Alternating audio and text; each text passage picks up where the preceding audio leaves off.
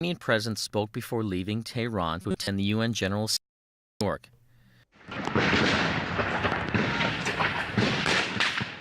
His comments came after a deadly attack at a military parade marking the anniversary of the start of the 1980-88 Iran-Iraq War.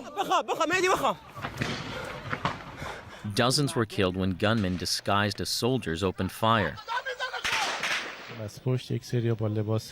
This eyewitness says they opened fire blindly, and among the people shot were women and children.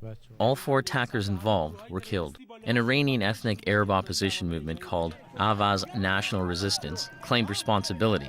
The group wants a separate state in oil-rich Khuzestan province and says Iran's government discriminates against them. Islamic State militants also claim responsibility.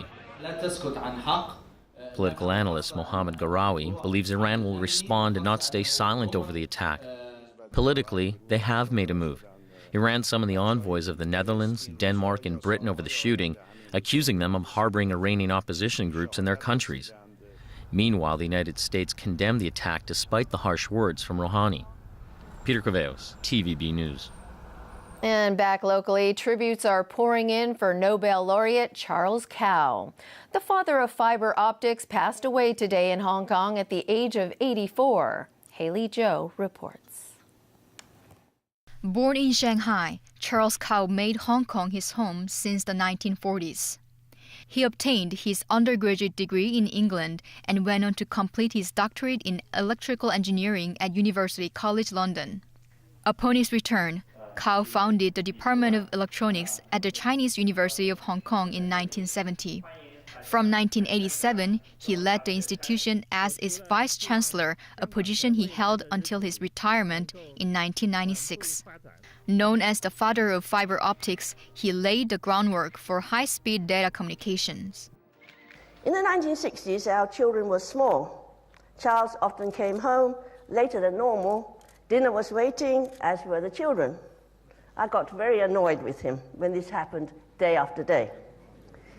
His words, maybe not exactly remembered, were, "Please don't be so mad.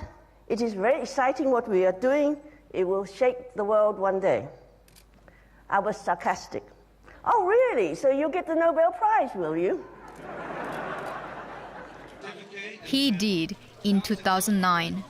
Most of his $700,000 prize was set aside to treat his Alzheimer's disease. The Charles K. Kao Foundation for Alzheimer's Disease was established in 2010. Haley Zhou, TVB News.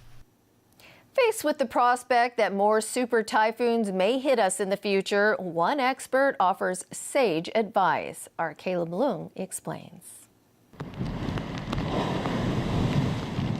Mangkhut, one of the strongest typhoons to hit Hong Kong, left a trail of destruction in the territory. As the world continues to emit greenhouse gases, a former director of the observatory has warned of even more powerful typhoons in the future. Through the greenhouse effect, it warms up the atmosphere and also the sea. And with a warm sea and the water vapor that goes with it, it gives a lot of energy to tropical cyclones and therefore drives them with great force and become super typhoons. Lam said typhoon-related damage is unavoidable, but he suggested some precautionary measures such as reducing the use of glass windows. In applying more and more glass to our structures, it is exposing us to a higher degree of risk. So I think a reasonable direction in the future would be to see whether we could reduce the amount of glass in buildings. On suggestions that the observatory should not rush into replacing the number 8 warning signal with a lower one when public transport is not ready to quickly return to normal, Lam said the decision should only be based on scientific data. He said the observatory can only lower the warning signal once the wind has subsided. Caleb Leung, TVB News. Tonight's winning Mark 6 numbers are in. They are 2, 13, 21, 23, 32, and 40. And the extra number is 30. And for tomorrow's weather, expect cloudy skies with just a few rain showers. And it's time for the Mid-Autumn Festival. So we leave you tonight with a preview of the Fire Dragon Dance in Tai Hang, along with sights from the Lantern Festival on the mainland. Enjoy and good evening.